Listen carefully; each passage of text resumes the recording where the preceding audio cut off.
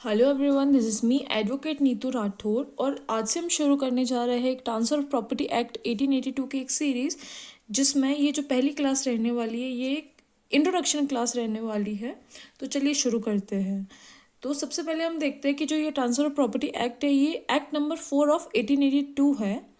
और जो ये ट्रांसफ़र ऑफ प्रॉपर्टी एक्ट है ये दो वर्ड पर रिलाई करता है पूरा एक्ट।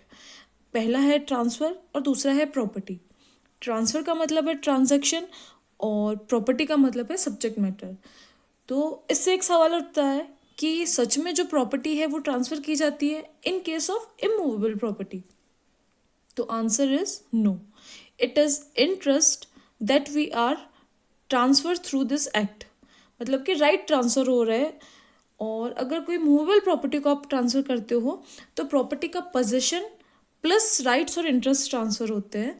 पर इमूवेबल प्रॉपर्टी के केस में ऐसा नहीं होता है। इमूवेबल प्रॉपर्टी के केस में जैसे कि मानो हमें कोई भी ट्रांसफ़र कर रहा है, हमारा घर बेच रहा है, ठीक है, ए जो है बी को घर बेच रहा है, तो वो प्रॉपर्टी एक जगह से उठा के दूसरी जगह तो देगा नहीं ना। तो उस पर जो यूज़ किए जाने वाले राइट्स है, इंटरेस्ट है, ओनरशिप है, वो ट्रांसफ़र होता है इस एक्ट के थ्रू, ठीक है। याद रखना ये जो राइट्स है ना, ये रिस्ट्रिक्टेड भी हो सकते हैं, कंडीशनल भी हो सकते हैं और पार्शियल भी हो सकते हैं। रिस्ट्रिक्टेड, पार्शियल, कंडीशनल से क्या समझोगे आप? तो चलिए मैं बताती हूँ। इनसे मतलब है कि जैसे आप ए पर्सन जो है बी को सेल कर रहा है तो वो अपने कंप्लीट राइट्स उसको देगा, ठीक है। पर वही जब ए बी को अपनी प्रॉपर्टी लीज कर रहा है तो उसमें राइट टू यूज़ ही या फिर right to enjoy the property उसको ट्रांसफ़र करेगा, ना कि पूरी ओनरशिप जो है ट्रांसफ़र करेगा। तो ये एक रिस्ट्रिक्टेड या लिमिटेड राइट्स होते हैं जो कि वो एक टेन्योर जो भी लीज पीरियड का रहता है वो ख़त्म होने के बाद उसको रिवर्ट बैक हो जाएगी प्रॉपर्टी, या फिर कंडीशन के जो भी ब्रेक होने के बाद। तो आप ये एक बात याद रखो कि जो ट्रांसफ़र ऑफ प्रॉपर्टी एक्ट में इमूवेबल प्रॉपर्टी के केस में प्रॉपर्टी ट्रांसफ़र नहीं हो रही है, प्रॉपर्टी के राइट्स और ओनरशिप ट्रांसफ़र हो रही है ना। और जो इंटरेस्ट है उस पर यूज़ किया जाने वाला वो ट्रांसफ़र हो रहा है। तो चलो आगे बढ़ते हैं इसी के साथ और हम कुछ बेसिक्स देखते हैं और उसके बाद हम नेचर की बात करेंगे। तो शुरुआत हम रेंज से करते हैं।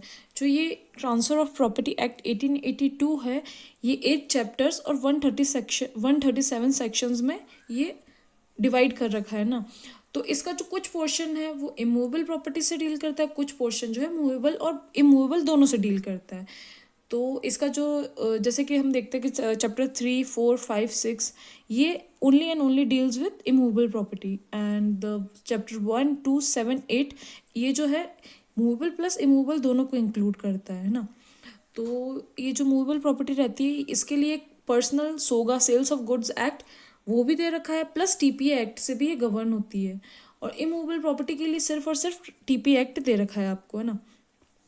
और ये तो आपको मैंने बता ही दिया है कि जो ट्रांसफर ऑफ प्रॉपर्टी एक्ट में इमूवेबल प्रॉपर्टी के केस में सिर्फ इंटरेस्ट और ओनरशिप ट्रांसफर होता है, ना कि आप प्रॉपर्टी उठा के एक जगह से दूसरी जगह पे दे रहे हो। और वही मूवेबल के केस में आप पोजीशन ट्रांसफर कर रहे हो ए से बी को। तो अब आगे बढ़ तो अब हम नेचर की बात करते हैं ना कि इस टीपी एक्ट का नेचर कैसा है।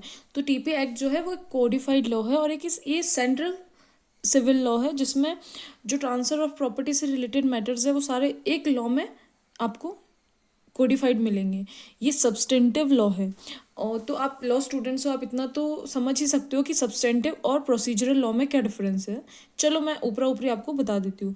प्रोसीजरल लॉ होता है जो प्रोसीजर बताता है कि आपको कैसे कोर्ट को अप्रोच करना है, कैसे आप अथॉरिटीज़ के पास जाओगे, कैसे कोर्ट अपना प्रोसीजर चलाएगा।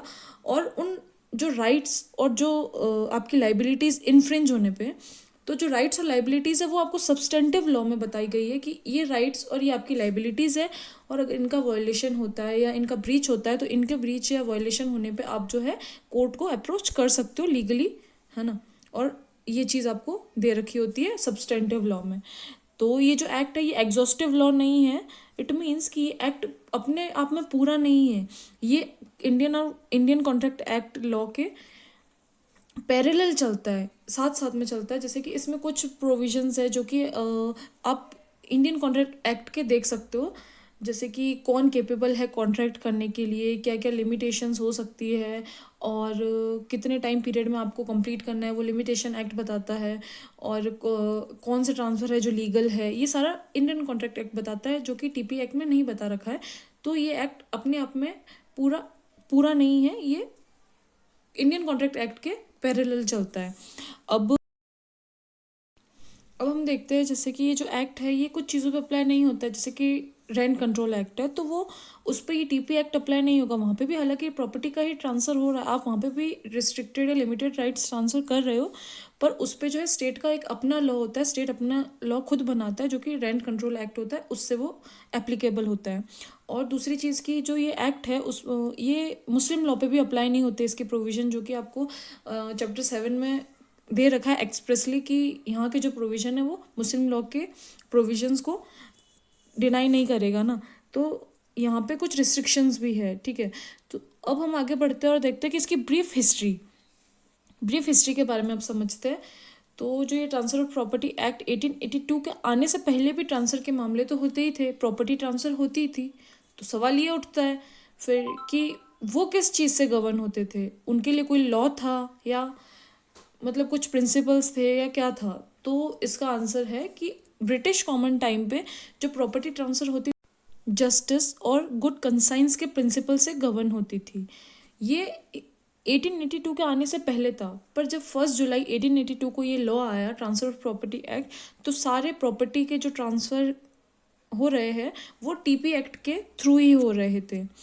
तो चलो अब हम इंट्रोडक्शन की तरफ बढ़ते हैं और टीपी एक्ट का कुछ ऊपरा ऊपरी इंट्रोडक्शन देखते हैं ना। तो सबसे पहले जो जुडिशरी लॉ एग्ज़ाम्स में ये बहुत बार पूछा गया है इनके बारे में भी, कि जो टीपी एक्ट है ये एक्ट नंबर 4 ऑफ 1882 है। इसमें 8 चैप्टर्स है, 137 सेक्शंस है, कुछ सेक्शंस इसमें रिपील हो चुके हैं। टीपी एक्ट कौन सी लिस्ट में है ये भी बहुत बार क्वेश्चन पूछा जाता है। तो ये 3rd list entry number 6 schedule 7 में डिफाइंड है कॉन्स्टिट्यूशन के। टीपी अप्लाई होता है बोथ मूवेबल और इमूवेबल प्रॉपर्टी पे। मैंने आपको कुछ बेसिक्स बता दिए जो कि एग्जाम पर्पज से इंपॉर्टेंट है। अब देखेंगे ट्रांसफर 2 तरीके से होता है, बाय एक्ट ऑफ पार्टी और bye operation of law. Act of parties means कि पार्टी अपने खुद इच्छा से एक्ट कर रही है, कुछ कॉन्ट्रैक्ट कर रही है, दोनों जैसे ए और बी एग्रीमेंट कर रहे हैं या फिर सेल डीड बना रहे हैं कि मैं आपको प्रॉपर्टी बेचना चाहता हूँ और वो उसको उतना पेमेंट देगा, तो ये बाय एक्ट ऑफ पार्टीज हो गया उनकी अपनी इच्छा से। और एक बाय ऑपरेशन ऑफ लॉ होता है जो कि सक्सेशन या फिर एग्जीक्यूशन, इंसॉल्वेंसी, इनके थ्रू जो है ट्रांसफ़र हो रहा है। तो ये जो ट्रांसफ़र ऑफ प्रॉपर्टी एक्ट है वो इन चीज़ों पे अप्लाई नहीं होता, ये एक्ट ऑफ पार्टीज़ पे अप्लाई होता है। और ये इंटरवाइवोस है, मीन्स कि लिविंग पर्सन, जो 2 लिविंग पर्सनस है उनके बीच होने वाले ट्रांसफ़र पर अप्लाई होता है। लिविंग पर्सनस और अब आपके दिमाग में क्वेश्चन उठ रहा होगा कि लिविंग पर्सन और नॉन लिविंग पर्सन का मतलब, तो जैसे कि 2 पर्सन जिंदा है ए और बी, अब वो अपने बीच में एग्रीमेंट कर रहे हैं प्रॉपर्टी से रिलेटेड, तो उन पे ये एक्ट अप्लाई होगा, ना कि जैसे ए है उसने कोई भी अपनी प्रॉपर्टी विल के थ्रू बी को ट्रांसफ़र करी थी तो वो आफ्टर डेथ एग्जीक्यूट होगी, तो इन पे जो है इंडियन सक्सेशन एक्ट अप्लाई होगा, ना कि टीपी एक्ट अप्लाई होगा। तो दोस्तों आज के लिए बस इतना ही। अब नेक्स्ट वीडियो में हम चैप्टर 1 जो कि प्रिलिमिनरी सेक्शन 1 to 4 डील करेंगे। और आपको अगर ये वीडियो अच्छी लगी तो लाइक, शेयर एंड कमेंट ज़रूर करें। Thank you.